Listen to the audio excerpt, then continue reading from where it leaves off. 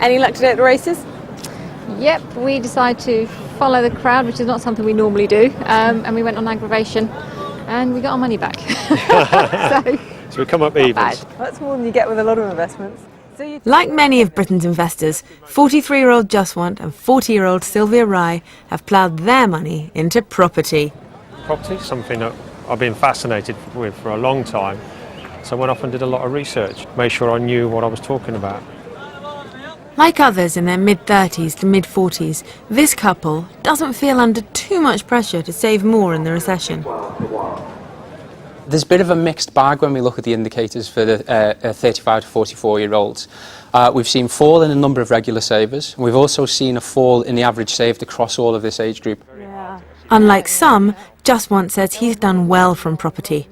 And despite a huge downturn in the market, he's still making money, as the rental income he gets more than covers his mortgage costs. What kind of yields are you making on them? We're netting about 6%, between 6 and 7%, depending on the property.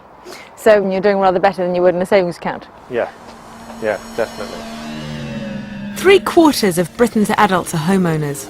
For many, housing is not just a place to live, but also their main investment. But with the UK's property bubble well and truly over, does it still make sense to think property is a good investment? Are you finding that you've made capital losses on some of your properties already? If I had them revalued, they probably would have, but that's not a very fascinating. I mean, we're looking at holding on to these for the long term, so we're not looking at what they're valued at right now. What we're concerned about maybe what they're valued in 10 or 20 years' time. If you look at the historical figures at property for the long term, it does come back, and that's what we're expecting to happen this time. Juswant still a better one than simply leaving his savings in the bank.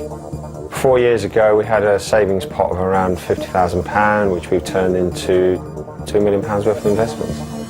As far as you're concerned, what your property is going to do for you is make you a very, very rich OAP.